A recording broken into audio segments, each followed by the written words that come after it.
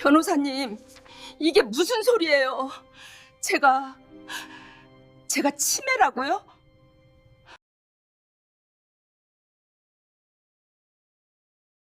40년 식모살이 일당인 줄 알았습니다.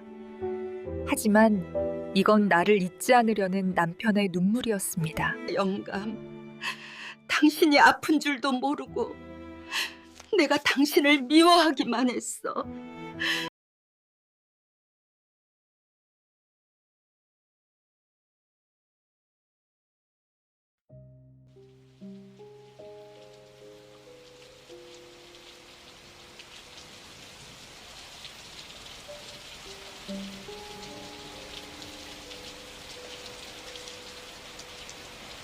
비는 밤새 내렸습니다. 창문을 두드리는 빗소리가 마치 누군가의 울음처럼 들렸습니다.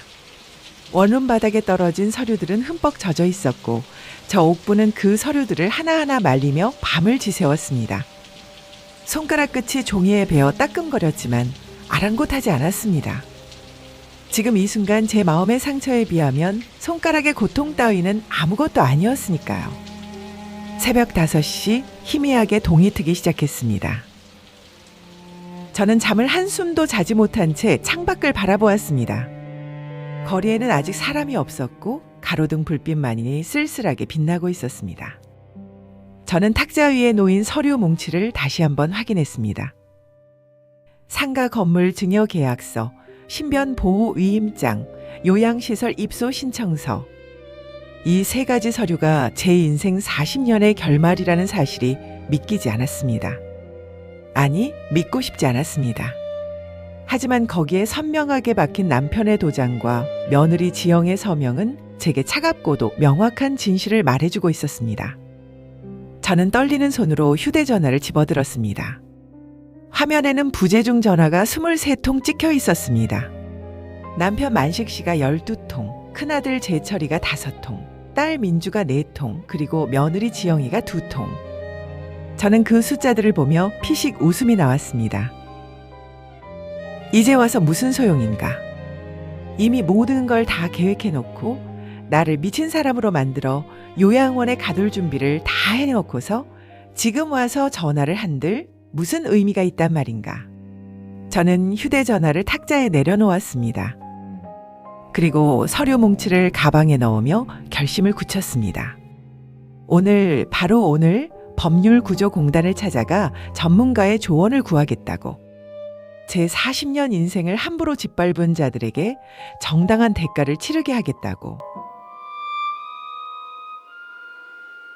아침 9시 저는 법률구조공단 건물 앞에 서 있었습니다. 유리문 너머로 보이는 대기실에는 이미 여러 사람이 앉아 있었습니다. 저처럼 억울한 일을 당한 사람들, 저처럼 가족에게 배신당한 사람들이 저마다의 사연을 안고 이 문턱을 넘어왔을 것입니다. 문을 밀고 들어서자 찬 공기가 제 얼굴을 스쳤습니다. 접수대의 젊은 직원이 저를 보며 친절하게 웃었습니다. 어르신, 어떻게 오셨어요? 상담을 받으러 왔습니다.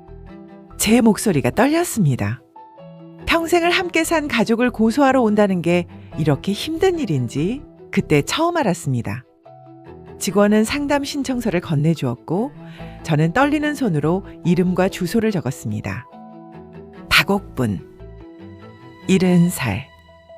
주소는 보증금 300만 원에 월세 40만 원짜리 원룸의 주소를 적었습니다. 대기실 의자에 앉아 기다리는 동안 저는 주변 사람들을 둘러보았습니다. 제 옆에는 20대로 보이는 젊은 여성이 앉아 있었습니다. 그녀는 손으로 얼굴을 가린 채 소리 없이 눈물을 흘리고 있었습니다. 건너편에는 50대쯤 되어 보이는 남자가 서류를 읽으며 한숨을 쉬고 있었습니다. 모두가 각자의 아픔을 안고 있었습니다. 저만 힘든 게 아니었습니다. 하지만 그 사실이 제게 위로가 되지는 않았습니다. 오히려 이 세상에는 가족이라는 이름으로 서로를 상처 입히는 일들이 얼마나 많은지 실감하게 만들 뿐이었습니다. 박옥부님, 3번 상담실로 들어오세요. 스피커에서 제 이름이 불렸습니다. 저는 자리에서 일어나 가방을 챙겼습니다. 가방 속에는 제 인생의 증거들이 들어 있었습니다. 상가 건물 증여 계약서, 신변 보호 위임장, 요양시설 입소 신청서, 그리고 남편이 적어둔 가계부. 3번 상담실 문을 열고 들어서자 30 중반쯤 되어 보이는 여성 변호사가 저를 맞이했습니다. 그녀는 단정한 정장 차림에 부드러운 미소를 지었지만 그 눈빛은 날카롭고 예리했습니다. 안녕하세요, 어르신. 앉으세요. 무슨 일로 오셨는지 천천히 말씀해 주세요. 저는 의자에 앉아 가방에서 서류들을 꺼냈습니다. 그리고 떨리는 목소리로 말을 시작했습니다. 변호사님, 이 서류 좀 봐주십시오. 40년을 함께 산 남편이 제 몰래 며느리한테 건물을 다 넘겼습니다. 저는 이게 당장 되찾고 싶습니다. 변호사는 서류를 받아들고 꼼꼼히 읽기 시작했습니다. 한 장, 2장 서류를 넘기는 소리만이 조용한 상담실을 채웠습니다. 저는 가슴이 두근거렸습니다. 변호사가 제 편을 들어줄까요? 제가 억울하게 당한 일이라고 인정해 줄까요? 5분쯤 지났을까 변호사가 서류에서 눈을 떼고 저를 바라보았습니다. 하지만 그녀의 표정은 제가 기대했던 분노나 동정이 아니었습니다. 오히려 혼란스러운 표정이었습니다. 어르신, 이 서류가 조금 이상한데요? 이상하다니요? 뭐가 이상합니까? 이건 증여 계약서가 아닙니다. 신탁 및 간병 계약서예요. 신탁? 그게 무슨... 변호사는 서류의 한 부분을 손가락으로 짚으며 설명했습니다. 여기 보세요. 소유권은 명목상 며느님 성함으로 되어 있습니다. 하지만 이 계약서에 따르면 건물에서 발생하는 모든 수익은 환자의 치료비와 생활비로만 사용하게 법적으로 묶여 있어요. 며느님은 관리인 역할만 하시는 거고요. 환자? 무슨 환자 말입니까? 여기 환자 성명란을 보세요. 박옥분. 어르신 성함이 적혀 있습니다. 제 심장이 멎는 것 같았습니다. 변호사의 말이 먼 곳에서 들려오는 메아리처럼 웅웅거렸습니다. 그럴 리가 없습니다. 제가 무슨 환자입니까? 저는 멀쩡합니다. 변호사는 서류 뭉치에서 또 다른 종이를 꺼냈습니다. 여기 대학병원 진단서가 첨부되어 있습니다. 발행 날짜가 6개월 전이네요. 진단명은 초기 치매, 인지 기능 저하. 아닙니다. 그건 거짓입니다. 남편이 저를 미친 사람으로 만들려고 꾸며낸 겁니다. 제 목소리가 상담실에 울려 퍼졌습니다. 변호사는 놀란 표정으로 저를 바라보았습니다. 저는 가슴이 터질 것 같았습니다. 아니, 이건 말이 안 됩니다. 아픈 사람은 제가 아니라 남편이어야 했습니다. 며느리가 가방에서 꺼낸 약봉지에 남편의 이름이 적혀 있었으니까요. 어르신, 진정하세요. 여기 남편분 성함으로 된 서류도 있네요. 김만식 씨? 아, 이건. 변호사의 목소리가 갑자기 조심스러워졌습니다. 이건 암 환자 보호자 동의서입니다. 남편분께서 말기 위암 진단을 받으셨네요. 발행 날짜가 1년 전입니다. 세상이 멈춘 것 같았습니다. 저는 의자를 붙잡고 간신히 몸을 지탱했습니다. 그게 무슨 소리입니까? 어르신, 이 서류들을 종합해보면요. 남편분은 본인의 암 투병 사실을 숨기면서 치매 증상이 시작된 어르신을 위해 모든 재산을 신탁 형태로 보호해 두신 것 같습니다. 며느님은 법적 관리인으로서 어르신의 재산을 지키고 필요한 의료비를 집행하는 역할을 맡으신 거예요. 아닙니다. 그럴 리가 없어요. 저는 멀쩡하다고요. 하지만 제 목소리는 이미 힘을 잃어가고 있었습니다. 변호사의 차분한 설명이 마치 메스처럼 제 확신을 하나씩 도려내고 있었습니다. 요양시설 입소 신청서도 마찬가지입니다. 이건 어르신을 가두려는 게 아니라 남편분이 항암 치료로 입원하실 경우를 대비해서 최고급 간병 시설을 미리 알아보신 거예요. 여기 시설 비용을 보세요. 월 500만 원짜리 특실입니다. 일반적인 요양원이 아니에요.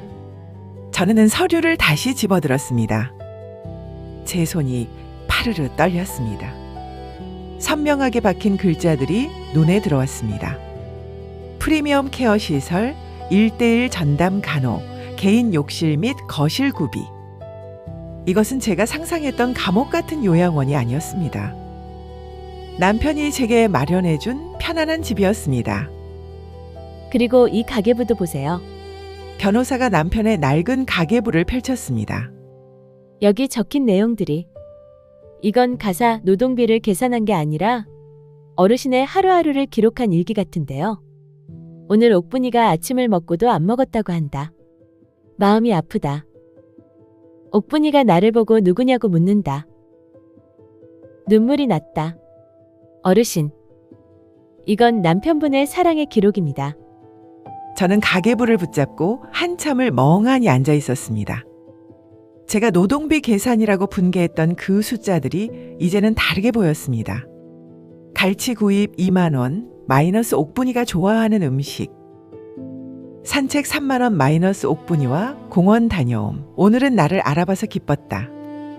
꽃다발 5만 원 마이너스 옥분이 생일, 기억 못하지만 축하해주고 싶었다. 이것은 계산이 아니었습니다. 사랑하는 아내의 기억이 사라져가는 것을 지켜보며 그 슬픔을 숫자로라도 남기고 싶었던 한 남자의 절규였습니다. 어르신, 소송을 제기하시려면 제가 도와드릴 수 있습니다.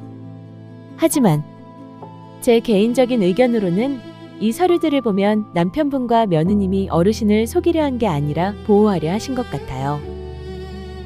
한 번 더 생각해 보시는 게 어떨까요? 저는 대답할 수 없었습니다. 입이 떨어지지 않았습니다. 변호사의 말이 맞을 수도 있다는 생각이 스멀스멀 기어 올라왔지만 저는 그것을 인정하고 싶지 않았습니다.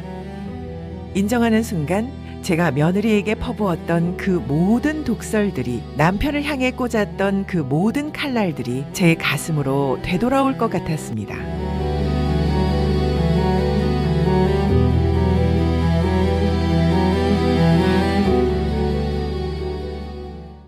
상담실을 나온 저는 정처 없이 거리를 헤맸습니다. 머릿속이 복잡했습니다. 변호사의 말이 계속 맴돌았습니다. 남편분은 말기 위암 환자입니다. 어르신은 초기 치매 진단을 받으셨습니다. 이 모든 것은 어르신을 보호하기 위한 조치였습니다. 아닙니다. 그럴 리가 없습니다. 저는 멀쩡합니다. 어제도 라면을 끓여 먹었고 법률구조공단까지 혼자 찾아왔습니다. 치매 환자가 어떻게 이런 일들을 할 수 있겠습니까? 하지만 동시에 마음 한구석에서는 작은 의문들이 고개를 들기 시작했습니다. 칠순잔치 때 며느리에게 비밀번호를 알려주던 남편의 모습. 저는 그것을 배신이라고 생각했습니다. 하지만 만약에 말입니다. 남편이 제가 자꾸 비밀번호를 잊어버리는 것을 걱정해서 며느리에게 미리 알려준 거라면 어떻게 될까요? 요양원 입소 신청서.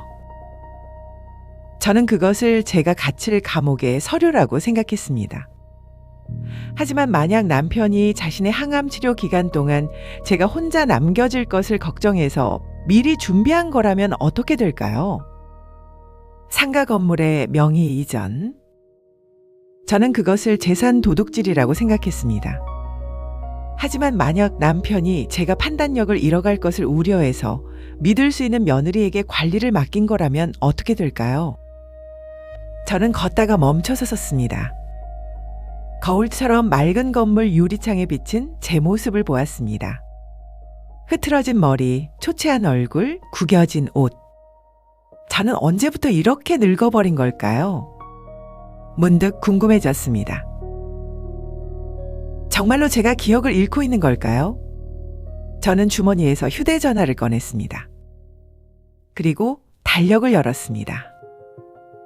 오늘은 목요일이었습니다. 아니, 잠깐. 어제가 목요일이 아니었나요? 저는 목요일에 집에 몰래 들어가려고 이틀을 기다렸습니다. 그런데 오늘이 목요일이라면 혼란스러웠습니다. 며칠을 원룸에서 지낸 걸까요? 일주일? 한 달? 저는 확신할 수 없었습니다. 발걸음이 자연스럽게 집 쪽으로 향했습니다. 40년을 살았던 그 집. 이제는 남의 집처럼 느껴지지만 제 몸은 본능적으로 그곳을 기억하고 있었습니다. 집 근처 골목길에 다다랐을 때 담장 너머로 익숙한 목소리들이 들렸습니다. 저는 걸음을 멈추고 귀를 기울였습니다. 큰아들 재철이와 막내딸 민주의 목소리였습니다. 오빠, 엄마 어떡해? 어제는 원룸 주인한테 연락 왔는데 엄마가 자기 집이 아니라고 소리를 지르더래. 제가 그런 적이 있나요? 기억이 나지 않았습니다. 지영이가 고생이 많지? 엄마가 건물 명의에 보고 화내실까봐 아빠가 아예 지영이 이름으로 돌려놓고 관리인인 척하는 건데 엄마는 그것도 모르고 지영이를 도둑년 취급하니 내 가슴이 찢어. 저는 담벼락에 등을 기댔습니다. 다리가 풀려서 서 있을 수가 없었습니다. 아빠 항암 치료 다음 주부터 시작한대. 그동안 엄마 돌볼 사람이 없으니까 요양원 상담 받아둔 거잖아. 최고급 시설로 알아보셨다며? 응. 근데 엄마는 자기를 버리려 한다고 생각하시는 거야. 보호자란에 지영이 이름 넣은 것도 우리보다 언니가 엄마 성격을 제일 잘 아니까 그런 건데 아빠가 정말 엄마 걱정에 당신 병도 숨기시고 우리한테도 입단속 시키시고 이러다가 아빠 먼저 가시는 거 아니야? 민주의 목소리가 떨렸습니다. 저는 가슴을 움켜쥐었습니다. 숨이 막혔습니다.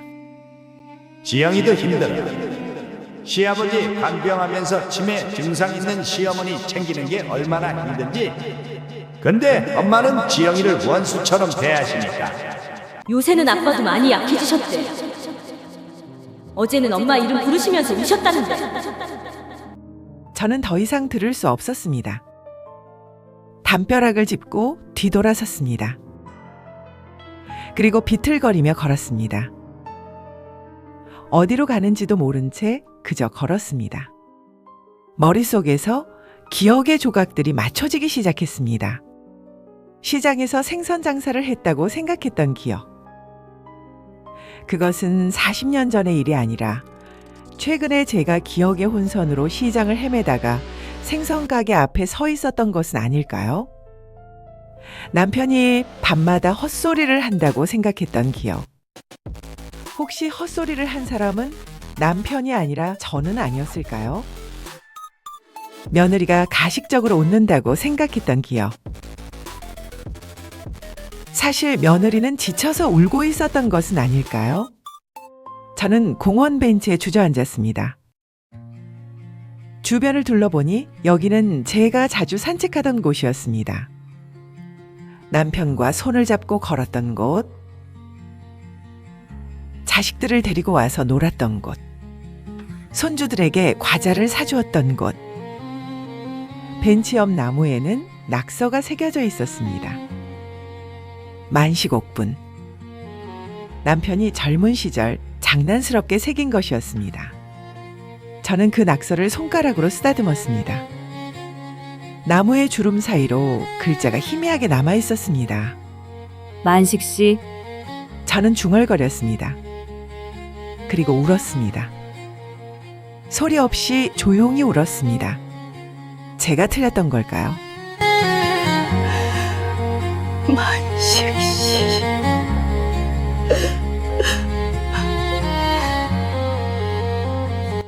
처음부터 끝까지 모든 것을 잘못 이해했던 걸까요? 남편은 저를 배신한 것이 아니라 끝까지 지키려 했던 걸까요?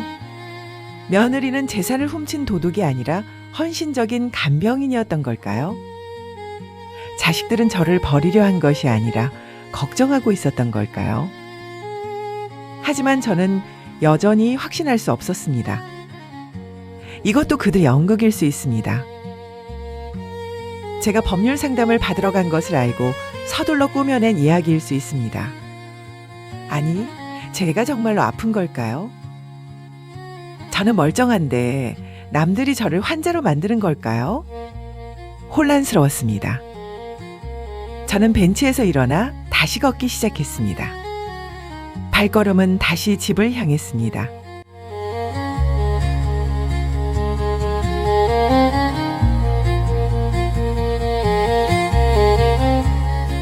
집 앞에 섰을 때 저는 한참을 망설였습니다. 대문을 열고 들어가야 할까요? 아니면 그냥 돌아가야 할까요? 하지만 제 손은 이미 대문의 비밀번호를 누르고 있었습니다. 딸 민주의 생일 11월 23일.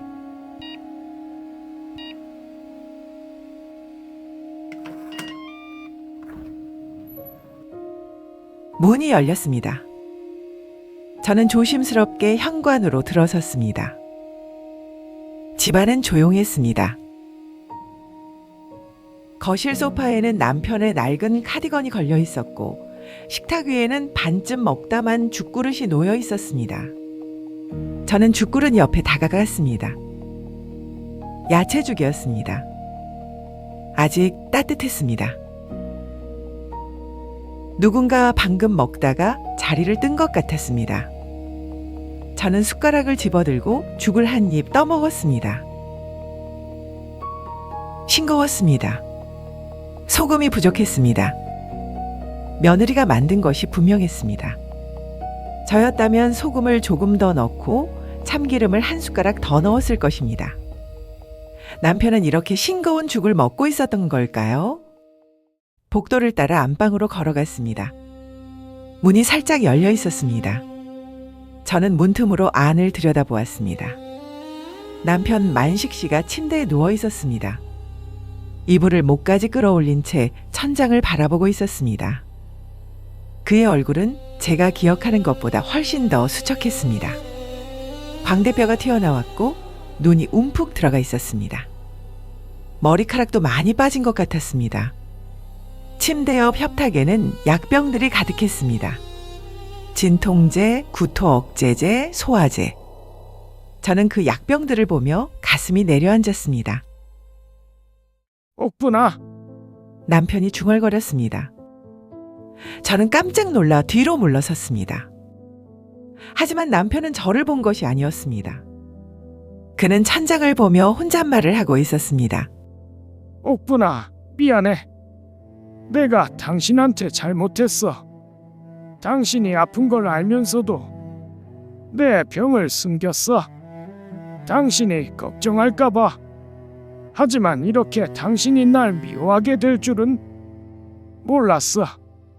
남편의 목소리가 떨렸습니다. 당신이 날 보고 도둑놈이라고 했을 때 내 가슴이 찢어지는 줄 알았어. 하지만 어쩔 수 없었어. 내가 먼저 가면 당신 혼자 남는데 누가 당신을 지켜줄까봐. 남편이 울고 있었습니다. 70이 넘은 노인이 아이처럼 울고 있었습니다. 지영이한테 미안해. 내 며느리를 당신 앞에서 악인으로 만들었어. 하지만 달리 방법이 없었어. 제철이나 민주는 아직 어려. 당신 재산을 지켜줄 만큼 강하지 못해. 지영이만이 유일하게 믿을 수 있는 사람이었어. 저는 문틈에 기대어 섰습니다. 다리가 후들거렸습니다. 금고 비밀번호 92114. 우리가 처음 만난 날 당신 기억하지? 그날 당신이 하얀 원피스를 입고 수줍게 웃던 모습. 난 그게 지금도 눈에 선해. 남편의 목소리가 점점 작아졌습니다. 당신은 잊어버렸겠지. 하지만 괜찮아. 내가 기억하고 있으면 돼. 당신이 나를 몰라봐도, 나를 미워해도 괜찮아. 내가 당신을 지킬게. 끝까지. 저는 더 이상 참을 수 없었습니다. 문을 밀고 방 안으로 들어갔습니다. 남편은 놀라서 저를 바라보았습니다. 옥분이냐? 네. 저는 침대 옆으로 다가갔습니다. 그리고 남편의 마른 손을 잡았습니다. 손이 차가웠습니다. 뼈만 남은 것 같았습니다. 영감. 당신 미안해, 옥분아. 내가 당신한테 너무 못되게 굴었지. 당신이 금고 번호 물어볼 때 화를 냈던 거 정말 미안해. 그냥 당신이 내 병을 알까봐 무서웠어. 당신이 아팠어요? 암이라고요? 남편이 고개를 끄덕였습니다. 1년 전에 알았어. 의사가 그러더라고. 6개월에서 1년. 그때 당신도 치매 초기 진단을 받았어. 우리 둘 다 아팠던 거야. 저는 남편의 손을 꽉 쥐었습니다. 왜 말 안 했어요? 왜 혼자 다 짊어지려 했어요? 당신이 걱정할까봐. 당신 병도 심해질까봐. 그래서 모든 걸 정리했어. 건물도 재산도 지영이한테 맡겨놓으면 당신은 안심하고 치료받을 수 있을 거라고 생각했어. 하지만 저는 오해했어요. 당신을 나쁜 사람으로. 괜찮아. 나보다 당신이 더 힘들었을 거야. 기억을 잃는다는 게 얼마나 무서운지 난 알아. 그때 방문이 열렸습니다. 며느리 지영이가 약을 들고 들어왔습니다. 저를 보고 깜짝 놀라며 약을 떨어뜨렸습니다. 어머니. 지영아, 저는 며느리에게 다가갔습니다. 그리고 그녀의 손을 잡았습니다. 미안하다. 내가 너를 도둑이라고. 지영이가 울기 시작했습니다. 아니에요, 어머니. 제가 더 미안해요. 어머니를 속인 것처럼 연기해야 했던 게. 아니야. 너는 잘했어.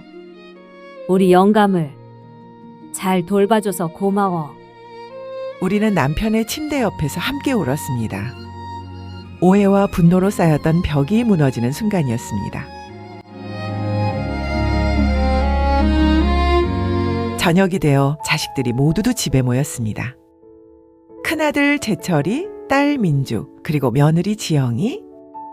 우리는 거실에 둘러앉았습니다. 재철이가 먼저 입을 열었습니다. 엄마, 우리가 말씀드릴 게 있어요. 응. 민주가 서류 뭉치를 꺼냈습니다. 엄마, 이거 보세요. 아빠가 1년 전부터 정리해 놓으신 거예요. 서류에는 상세한 재산 목록이 적혀 있었습니다. 상가 건물, 예금 통장, 주식, 보험. 모든 것이 제 명의였습니다. 아니, 명목상으로는 며느리 지영이의 명의였지만 실소유주는 저였습니다. 지영 언니는 관리인이에요. 건물에서 나오는 임대료도 예금 이자도 모두 엄마 치료비 통장으로 자동 이체되게 해놓으셨어요. 언니는 한 푼도 쓸 수 없어요. 하지만 왜 이렇게 복잡하게? 지영이가 설명했습니다. 어머니, 아버님이 걱정하셨어요.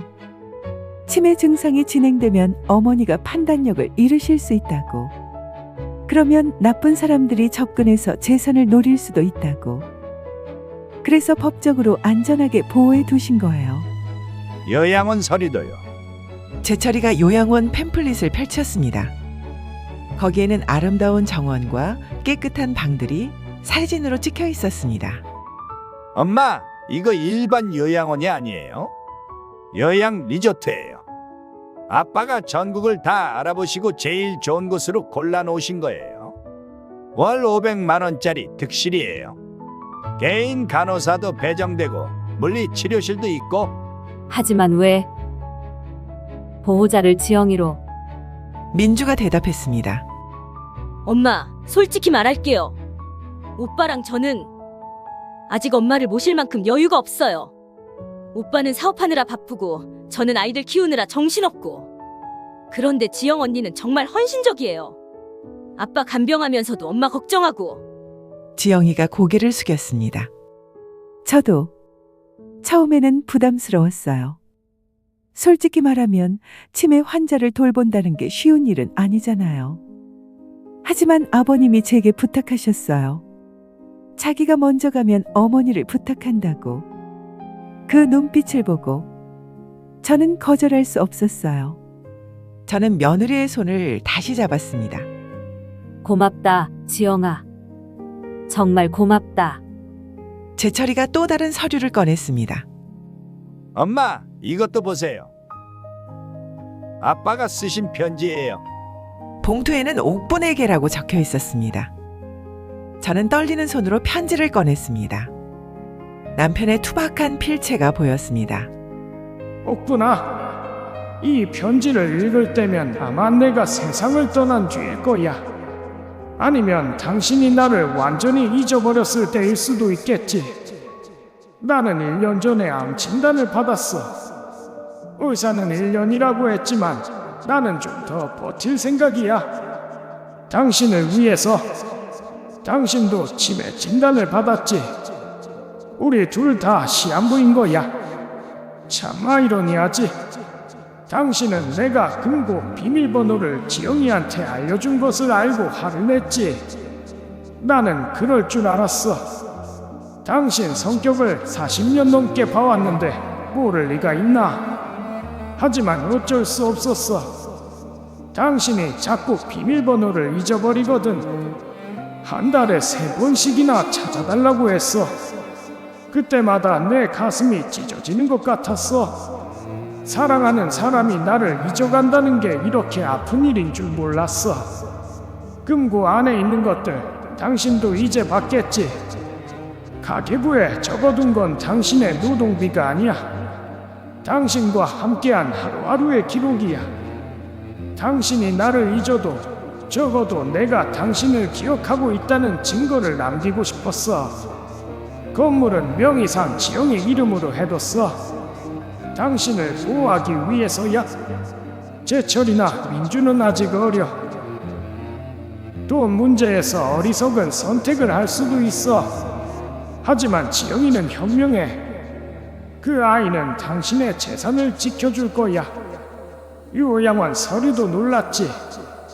내가 항암 치료 들어가면 당신을 돌볼 사람이 없어. 그래서 최고급 시설을 알아봤어. 당신이 편하게 지낼 수 있는 곳으로.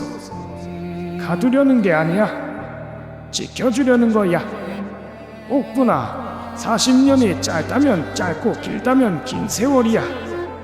그동안 내가 당신한테 잘해준 것보다 못해준 게 더 많아. 미안해. 정말 미안해. 하지만 한 가지는 확실해. 나는 당신을 사랑했어. 처음 만난 그날부터 지금 이 순간까지 단 한 번도 변한 적이 없어. 당신이 나를 잊어도 나는 당신을 기억할 거야. 금고 비밀번호는 우리가 처음 만난 날이야. 9214. 당신 기억하지? 하얀 원피스를 입고 수줍게 웃던 25살의 각시. 그 모습이 지금도 눈에 선해. 당신이 이 편지를 읽을 때쯤이면 나는 이미 없을지도 몰라. 하지만 괜찮아. 나는 행복했어.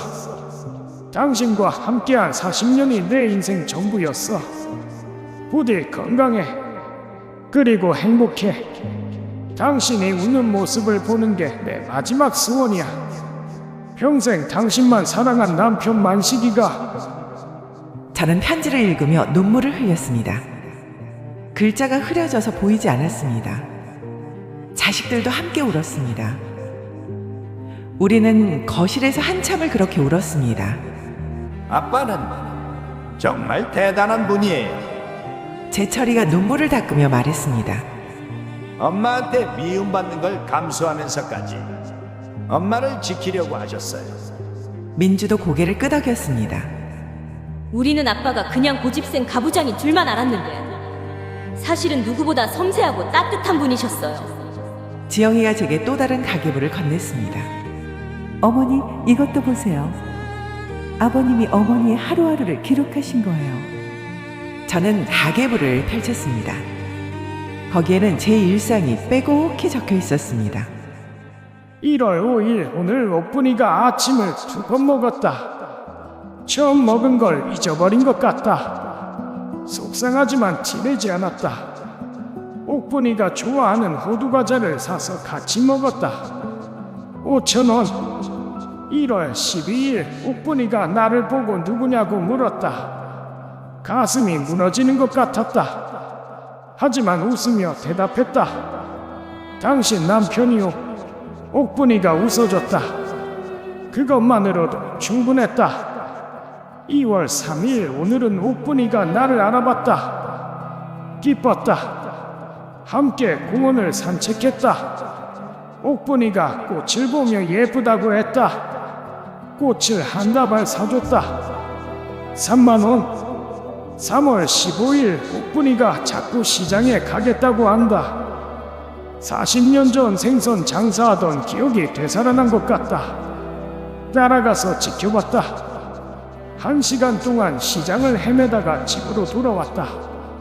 손을 꼭 잡아줬다. 4월 2일 옥분이의 생일.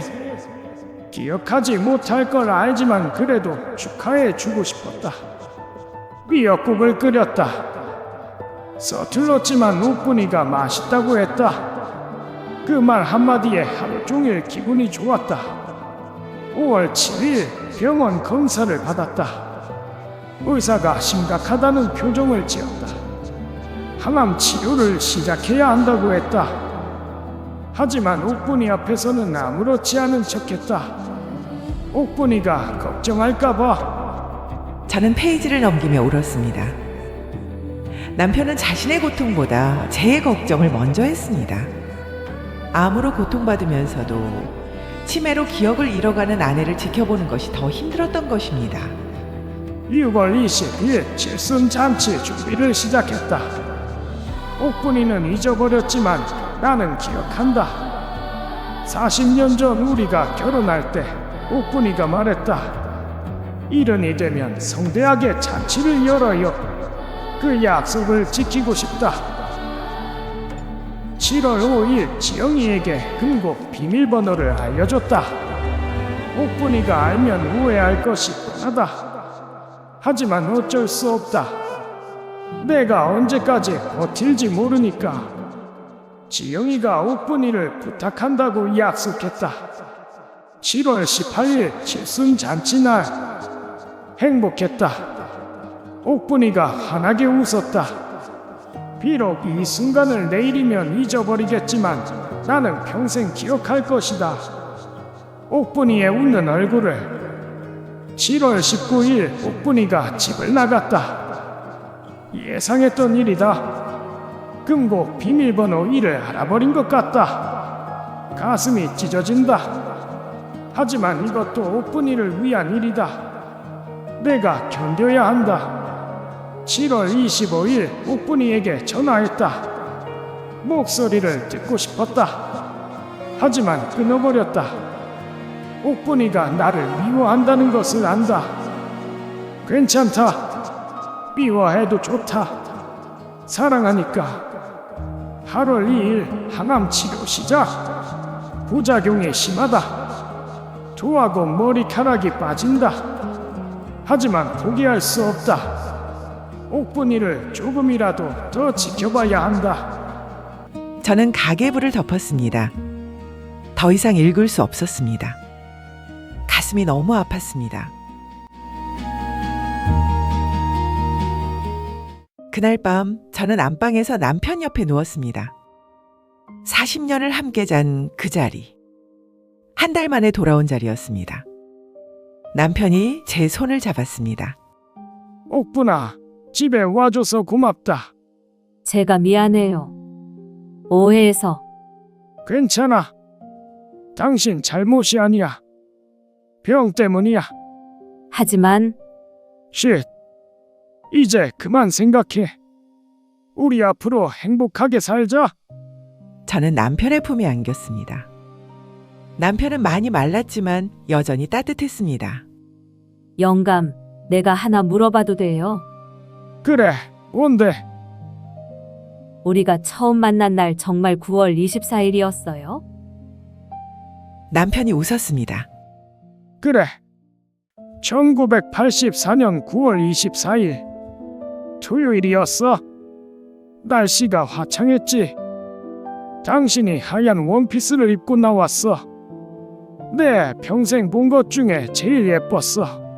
저는 기억이 안 나요. 괜찮아.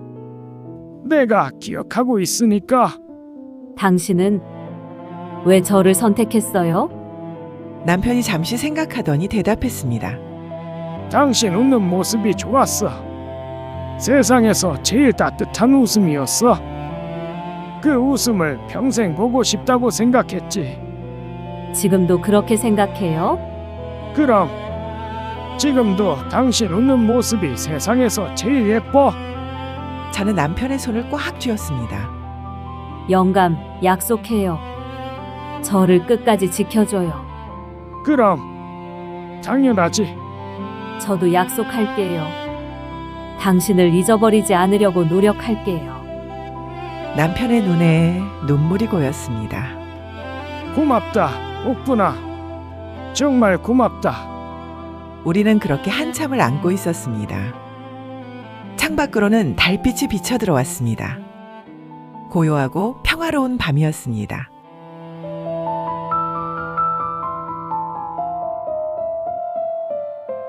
다음 날 아침, 저는 부엌에서 남편의 아침 식사를 준비했습니다. 미역국과 시래기 나물, 달걀 프라이. 남편이 좋아하는 반찬들이었습니다. 며느리 지영이가 부엌으로 들어왔습니다. 어머니, 제가 할게요. 어머니는 쉬세요. 아니야. 내가 할게. 우리 영감 밥은 내가 차려야지. 지영이가 미소를 지었습니다. 그래도 제가 도와드릴게요. 우리는 함께 부엌에서 일했습니다. 지영이는 쌀을 씻고 저는 나물을 무쳤습니다. 며느리와 시어머니가 함께 부엌에서 일하는 평범한 아침 풍경이었습니다. 지영아, 그동안 고생 많았지? 아니에요, 어머니. 아니야. 내가 너한테 너무 심했어. 미안해. 어머니, 그런 말씀 마세요. 저는 괜찮아요. 고맙다. 정말 고맙다. 우리 영감을 잘 돌봐줘서. 지영이의 눈에 눈물이 고였습니다. 어머니, 저야말로 감사해요. 어머니가 돌아와 주셔서. 아버님이 얼마나 기뻐하시는지 몰라요. 아침 식사를 마치고 저는 남편과 함께 공원을 산책했습니다. 남편은 지팡이를 짚고 천천히 걸었습니다. 저는 남편의 팔을 잡았습니다. 영감, 천천히 걸어요. 서두를 것 없어요. 그래. 천천히 가자. 공원의 벤치에 앉아 사람들을 구경했습니다. 아이들이 뛰어놀고 강아지를 산책시키는 사람들이 지나갔습니다. 평범한 일상이었지만 이 순간이 얼마나 소중한지 알았습니다. 옥분아, 저기 봐. 우리 젊었을 때랑 똑같은 커플이 있네. 남편이 손가락으로 가리켰습니다. 젊은 남녀가 손을 잡고 걷고 있었습니다. 그러게요. 우리도 저랬었죠? 그럼 우리는 더 다정했지.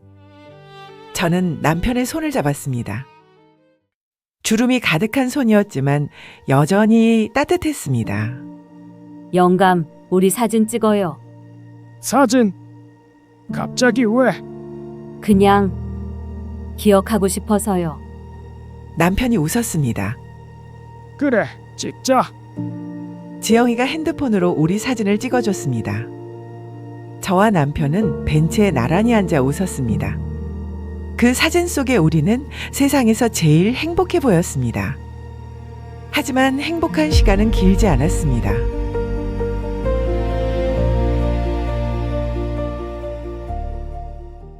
다음 주 남편은 병원에 입원했습니다. 항암 치료 부작용이 심해졌기 때문입니다. 저는 매일 병원을 찾아갔습니다. 병실에는 남편만 있는 것이 아니었습니다. 같은 병을 앓는 환자들이 여럿 있었습니다. 모두 죽음과 싸우고 있는 사람들이었습니다. 옥분아, 오늘도 왔구나. 남편이 반갑게 맞이했지만 얼굴은 창백했습니다. 당연하죠. 매일 올 거예요. 고맙다. 당신 얼굴 보면 힘이 나. 저는 남편의 침대 옆에 앉아 손을 잡았습니다. 남편의 손은 점점 더 마르고 차가워졌습니다. 영감, 아파요?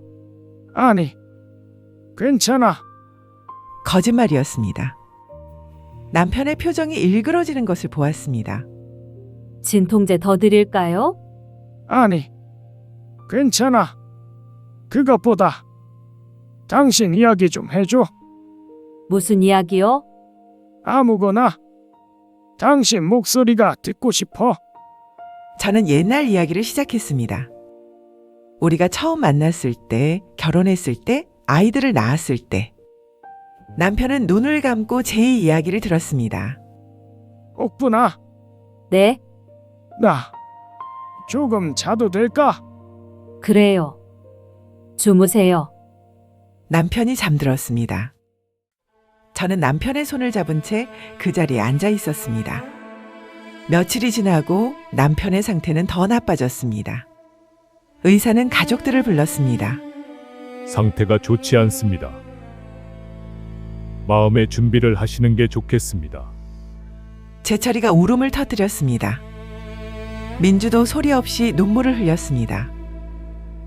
하지만 저는 울지 않았습니다. 울면 남편이 걱정할 것 같았습니다. 병실로 돌아가자 남편이 눈을 떴습니다. 옥분아, 와 있었구나. 네, 여기 있어요. 미안해. 내가 먼저 가게 돼서. 그런 말 마세요. 당신 괜찮을 거예요. 남편이 약하게 웃었습니다. 옥분아, 금고 비밀번호 기억하지? 네. 9114? 우리가 처음 만난 날이요. 그래, 잘 기억하고 있네. 지영이가 당신 돈 잘 관리해 줄 거야. 영감, 힘내요. 우리 아직 할 일이 많아요. 옥분아, 사랑해. 저도 사랑해요, 영감. 남편의 손에서 힘이 빠졌습니다. 저는 남편의 손을 꽉 쥐었습니다. 영감. 영감. 의료진이 달려왔습니다. 하지만 남편은 이미 눈을 감았습니다. 시간 확인. 오후 3시 24분. 의사의 차가운 목소리가 병실에 울려 퍼졌습니다.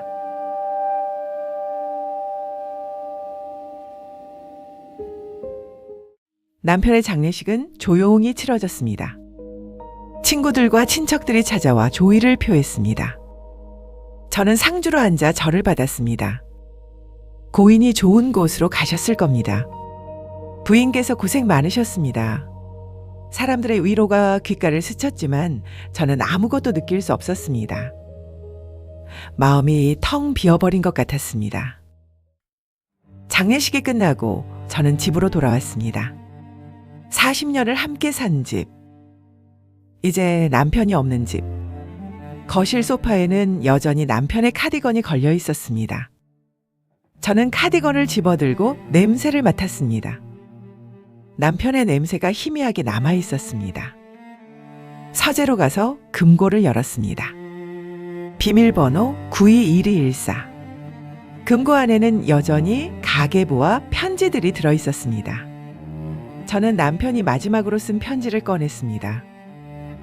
봉투에는 옥분에게 마이너스 내가 떠난 후에 읽어줘라고 적혀 있었습니다.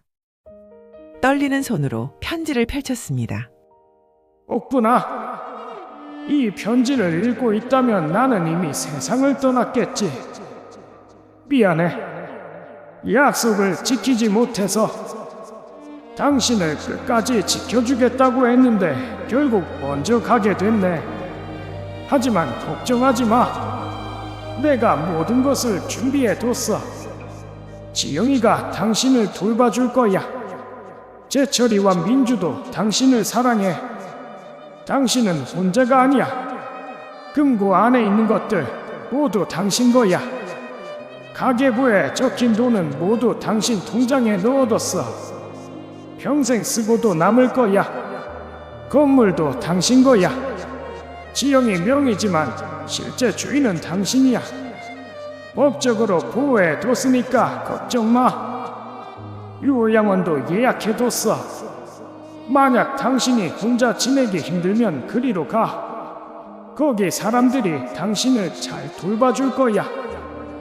옥분아, 나는 행복했어. 당신과 함께한 40년이 내 인생의 전부였어. 후회 없어. 당신이 나를 잊어도 괜찮아. 당신이 행복하면 그걸로 충분해. 하지만 가끔씩, 아주 가끔씩이라도 나를 기억해줬으면 좋겠어. 당신을 사랑했던 남자가 있었다는 것을. 그 남자는 마지막 순간까지 당신만 생각했다는 것을. 옥분아, 사랑해. 평생 사랑했어. 다음 생에도 당신과 함께하고 싶어. 안녕, 내 사랑. 만식. 저는 편지를 가슴에 안고 울었습니다. 소리내어 목 놓아 울었습니다. 남편이 없는 세상이 너무 외로웠습니다.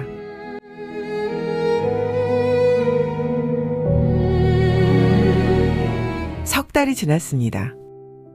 저는 여전히 집에서 살고 있었습니다. 며느리 지영이가 매일 찾아와 식사를 챙겨줬습니다. 재철이와 민주도 자주 들렀습니다. 엄마, 오늘 기분 어때요? 응, 괜찮아. 하지만 사실 괜찮지 않았습니다. 기억이 점점 더 흐려졌습니다. 아침에 먹은 식사를 점심에 잊어버렸습니다. 지영이의 이름을 자주 까먹었습니다. 하지만 한 가지만은 절대 잊지 않았습니다. 남편 만식 씨의 얼굴. 매일 밤 남편의 사진을 보며 잠들었습니다. 사진 속의 남편은 환하게 웃고 있었습니다. 영감 보고 싶어요. 사진에 대고 중얼거렸습니다. 오늘도 당신 생각했어요. 언제 올 거예요? 대답은 없었습니다. 하지만 저는 남편이 어딘가에서 저를 지켜보고 있다는 것을 알았습니다. 어느 날 저는 서랍에서 남편의 가계부를 꺼냈습니다. 그리고 새 페이지를 펼쳤습니다. 그리고 떨리는 손으로 글을 쓰기 시작했습니다. 1월 10일 마이너스 오늘 영감 생각이 많이 났다. 영감이 좋아하던 갈치를 사다가 구웠다. 혼자 먹으니 맛이 없었다. 영감이 있었으면 좋겠다. 1월 15일 마이너스 공원에 갔다. 우리가 앉았던 벤치에 앉아 있었다. 영감이 옆에 앉아 있는 것 같았다. 손을 잡으려고 했지만 허공이었다. 1월 20일 마이너스 지영이가 밥을 해줬다. 맛있었다. 하지만 영감이 해준 밥이 더 맛있었다. 영감은 요리를 못했지만 마음을 담아서 만들었다. 저는 이렇게 매일 가계부에 일기를 썼습니다. 남편이 제 하루하루를 기록했듯이 저도 남편을 기억하기 위해 글을 썼습니다.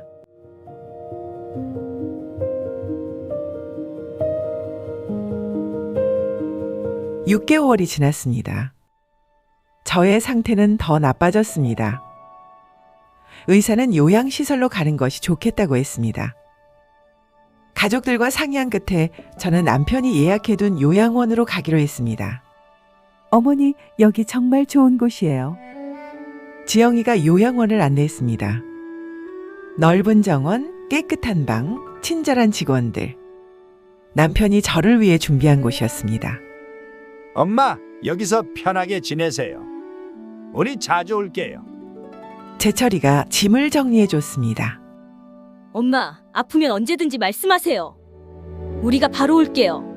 민주가 제 손을 잡았습니다. 저는 새로운 방에 들어갔습니다. 창문 너머로 정원이 보였습니다. 꽃들이 활짝 피어 있었습니다. 침대 옆 탁자에 남편의 사진을 놓았습니다. 그리고 금고에서 가져온 가계부와 편지들도 서랍에 넣었습니다. 영감, 여기가 제 새 집이에요. 당신이 마련해 준 곳이죠? 사진 속의 남편이 웃고 있었습니다. 걱정 마세요. 저 여기서 잘 지낼게요. 당신이 준비해 준 곳이니까 믿어요. 그날 밤 저는 오랜만에 깊은 잠에 들었습니다. 꿈속에서 남편을 만났습니다. 옥분아, 잘 지내냐? 네, 영감. 잘 지내요. 미안해. 내가 먼저 가서. 괜찮아요. 당신이 모든 걸 준비해뒀잖아요. 그래. 내가 다 준비했어. 당신은 걱정하지 마. 영감, 언제 다시 만날 수 있어요? 곧 만날 수 있어. 그때까지 건강해. 네. 약속할게요. 꿈에서 깨어났을 때 제 뺨에는 눈물이 흐르고 있었습니다. 하지만 슬픈 눈물이 아니었습니다. 행복한 눈물이었습니다.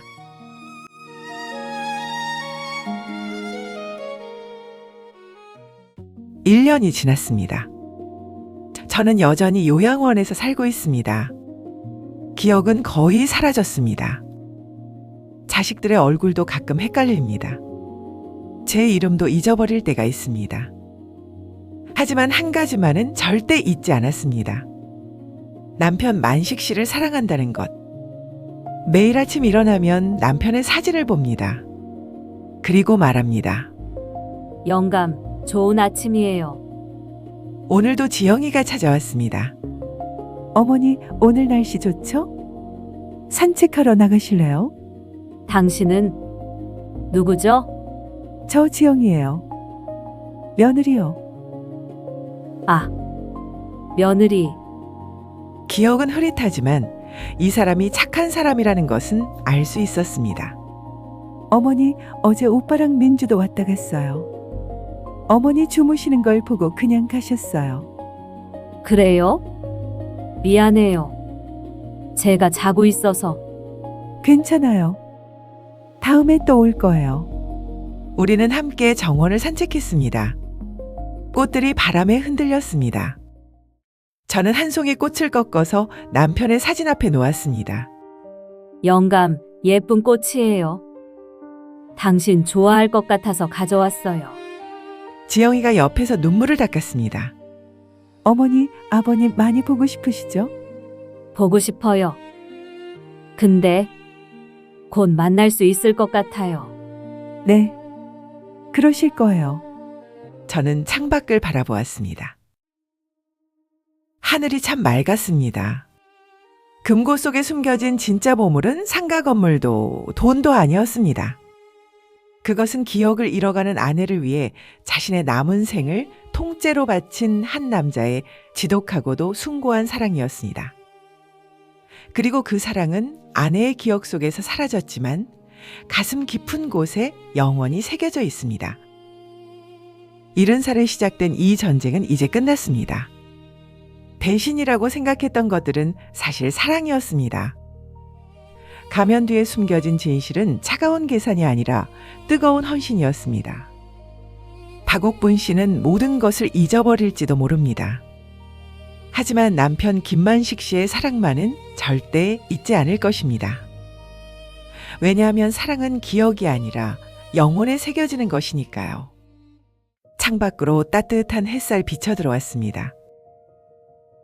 박옥분 씨는 남편의 사진을 가슴에 안고 미소를 지었습니다. 그녀의 얼굴에는 평화가 깃들어 있었습니다. 40년의 세월 동안 쌓인 오해와 아픔은 이제 모두 사라졌습니다. 남은 것은 오직 사랑뿐이었습니다. 순수하고 깊은 영원한 사랑. 영감, 사랑해요. 평생 사랑했어요. 다음 생에도 꼭 만나요. 박옥분 씨의 속삭임이 조용한 방을 채웠습니다. 그리고 남편의 사진 속 미소가 더욱 환해 보였습니다. 배반의 계절은 이렇게 끝이 났습니다. 하지만 사랑의 계절은 영원히 계속될 것입니다.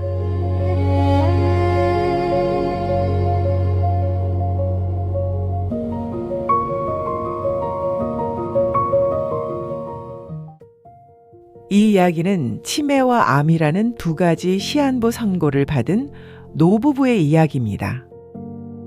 오해와 배신 속에 숨겨진 진실은 바로 사랑이었습니다. 우리는 때때로 가장 가까운 사람을 가장 쉽게 오해합니다. 표면적인 행동만 보고 판단하기 때문입니다.